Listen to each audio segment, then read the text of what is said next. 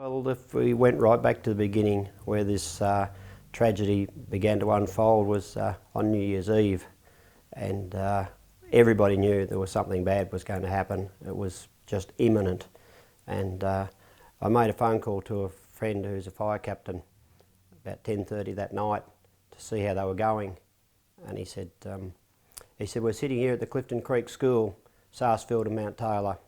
We're just waiting. I spoke to Digger for a little while longer, and then he said, shit, I've got to go. Next I saw him early the next morning as I drove out that way to view the devastation. And he was able to tell me that, yeah, they waited there to protect the school and they had no hope, along with many houses that were lost that night. So I continued to drive towards Sarsfield, and it was very devastating, and the place had been devastated. There were burnt houses everywhere, trees had exploded, and it was dreadful to look at.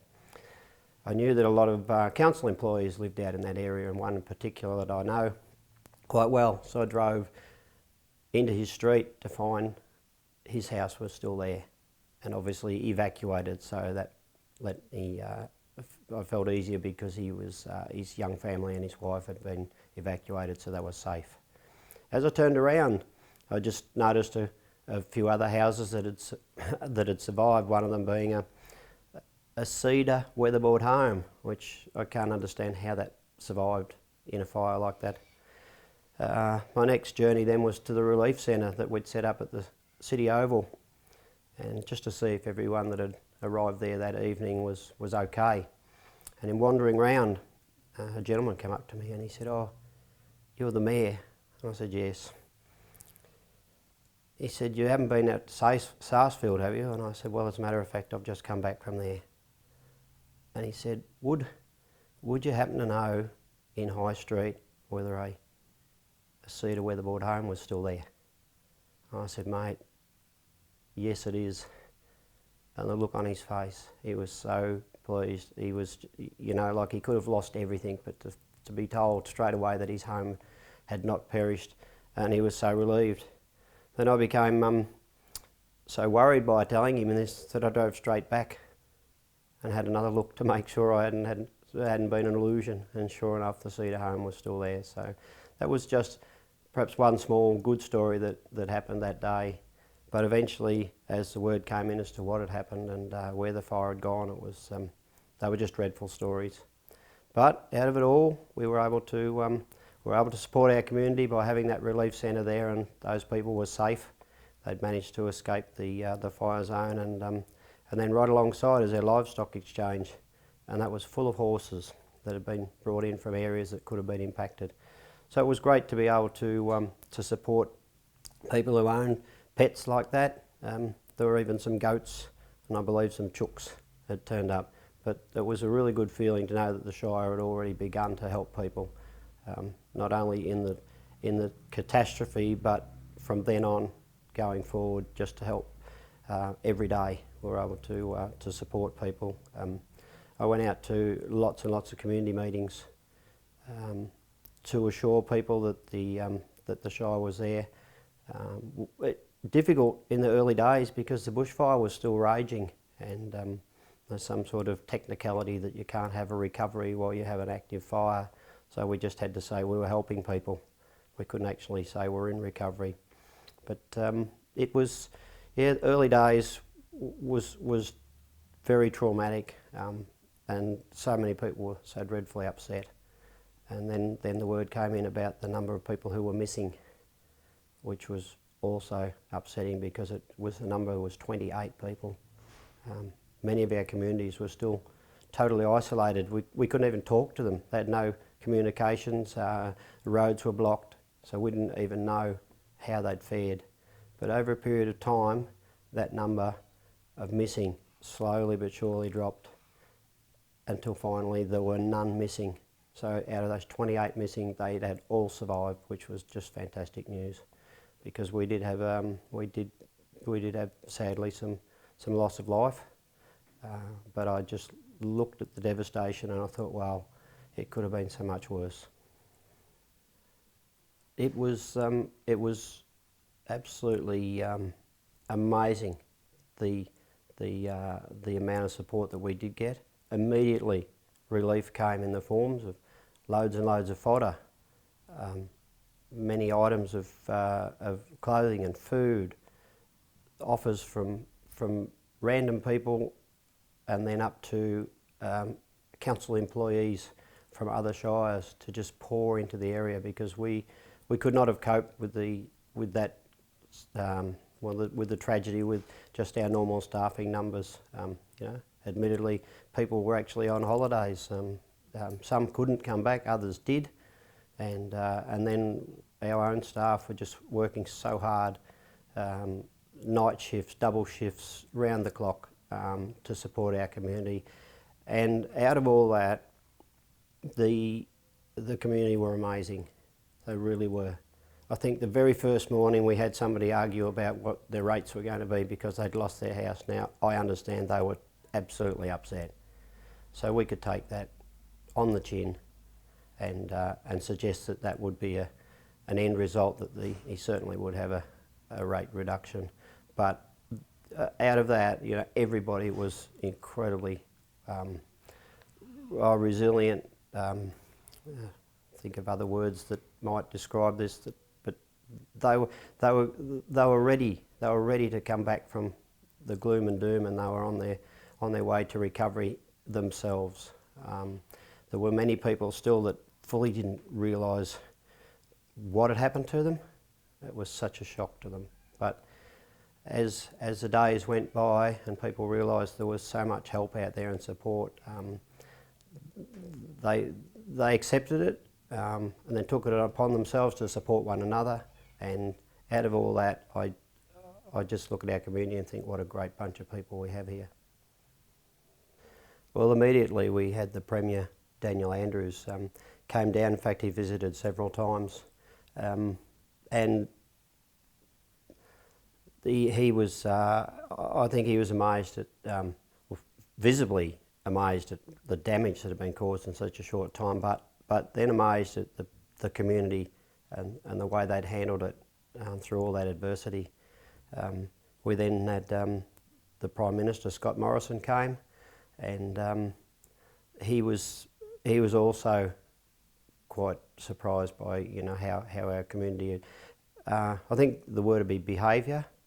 They were appreciative of the visits and the support that was on offer, and just took on board what he had to say. I said about both of those people when they came to visit that I took on board what they said, and took it as like old style, a firm handshake, that what I believe that what they said was what they were going to do, and that is actually what they've done. They have delivered and are still delivering. So they said they'd help, and they are. Our Governor General came down, and of course he couldn't make offers like the elected representatives, but he came to just offer his support as our head of state. And he and his wife walked around that relief centre for some time, and they spoke to almost everybody. Had long, meaningful conversations with them just to get the feel of how they were going. And then time came for him to leave, and it was a great privilege to meet him. And then I got a text late that evening from his press secretary as they were still flying back to Canberra. And in the text it read, the Governor General is very measured in his response to everything. But he said he was so impressed with his meeting at Bairnsdale with your community that we can't shut him up. He's still talking about it. So he was obviously impacted, but also very, very considerate of the way people have behaved. So that was really good. And of course then we had a fly-in from mining magnate Twiggy Forrest, who was offering support through his charity that he has, a very large charity, but his offer of support was like all the other offers. It was not just for us, it was for other communities that have been badly impacted by the fires this summer. And I think and then the next the next visit that I had with somebody who I've admired for some time was to meet with Sir Peter Cosgrove in Canberra regarding how to distribute and how they will work through the Commonwealth's contribution to this recovery phase.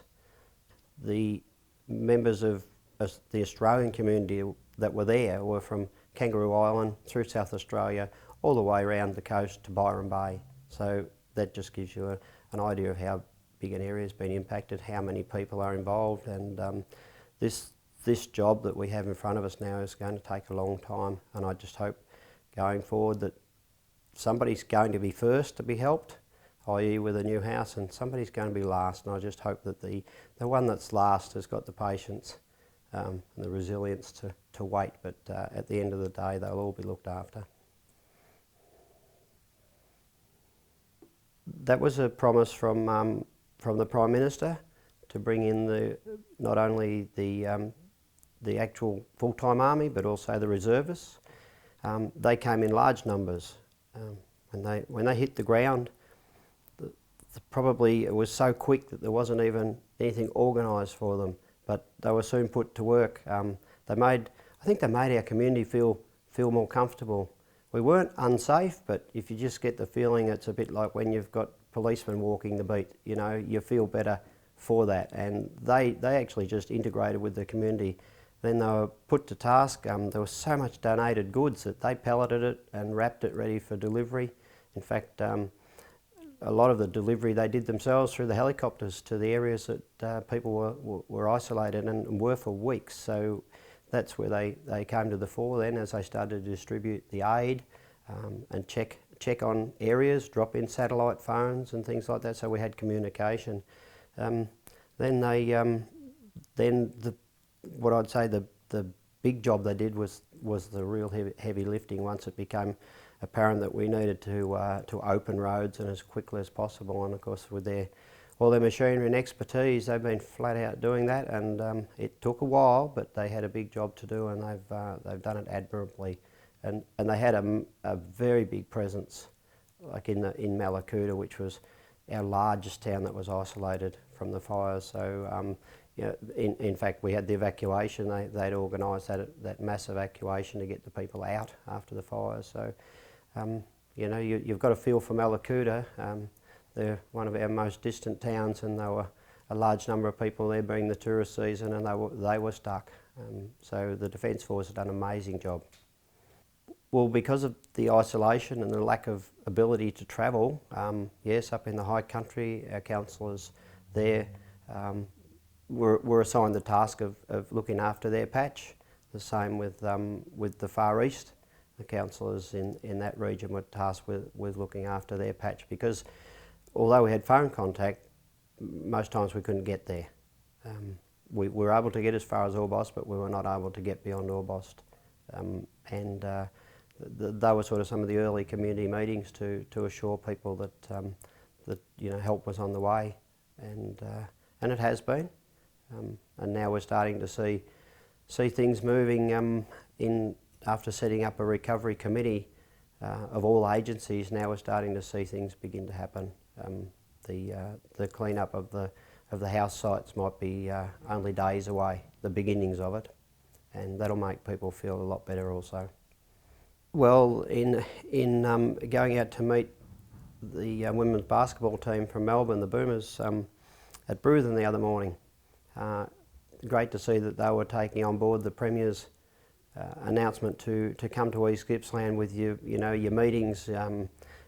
Bring your groups. If you've got, if you're assembling your directors for meetings, come down here and have the meetings and stay overnight. So this was one of the first groups to turn up, and they'd stayed in Lakes Entrance, and we were doing clinics around some of the smaller primary schools. So I drove out to meet them, a lovely group of young people and a fair entourage. But on the way, I saw a hive of activity. There were people everywhere building new fences already along the Great Alpine Road out at Sarsfield and Wisley. So just to me to see that, shiny new fences rolling over the hills was amazing. So that will be going on all over the Shire right now as we speak. I know the contractors are all out there busy. Blaze Aid has set up depots all around our shire where their volunteers are turning up to build these new fences. So my next mission, I hope, will be as soon as possible to maybe see the first slab poured. If we can get the paperwork done for the people and somebody is ready to get started, that's my next mission, is to actually try and be there. Not get in the road, but maybe pull the chute on the cement truck to let the first bit of concrete out over the Rio. It'd be amazing. I said on last council meeting, Councillor Peltz finished her monthly report, and she described that her time during this fire period was like a roller coaster, and it came around then for my report, and the first thing I said to Marianne was, well, I reckon I bought a ticket on that same roller coaster, because every day has been up and down, where it just tears at you inside, tears at your heartstrings. And then you come across something amazing that's happened, and next thing you're uplifted again, and you just keep soldiering on. And but it's been a very emotional journey for me, because I firmly believe this is the biggest disaster that's ever hit our region, without a doubt. And I found myself in the middle of it, but my job was to do my job as the Mayor, and I hope the community see that as perhaps a sign that, yeah, I'm right behind them. So so on a recent visit to Buchan, I dropped in at Canai Creek and saw the devastation, but I felt that community would get up and running, and sure enough, I've been to the event, and it was a great day, and it just showed how resilient that community is, and thank goodness they got their race meeting to happen, and everybody had a great weekend.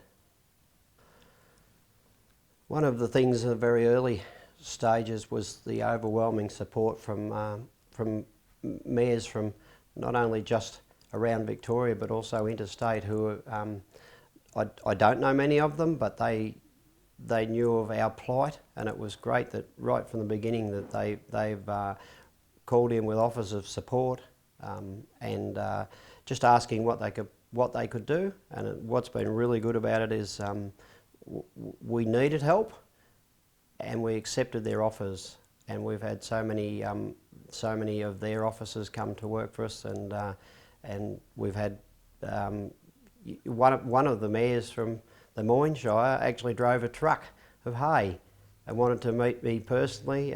Met him at the sale yards as they were designated which areas they were going to with their trucks, but yes, he'd put a few bales on the back of a truck along with the convoy, and it was great to see him, and the support that they gave us was amazing. I think they brought about 25 or 30 trucks of hay from that shire, which went up country to the burnt out farm. So then, and now we even have the Lord Mayor of Melbourne paid a visit last week, and she's made an amazing pledge of support with officers to help us going forward, because there's a lot of work to do, and we do need a lot of help in that field, and to have it from other councils, that means that they are staff who are skilled in the area of local government, and that just makes it so easy. All they've got to do is, all we have to do is remember their name, and they'll get to know us, and they'll become our work colleagues for quite a considerable time, I think. I would also like to acknowledge the work that our what we recognise as our local fund, the Gippsland Emergency Relief Fund, the work they've done through the contributions of the most generous public in sending in money to them, because they know that money will go out to the people who are affected, and they have been amazing.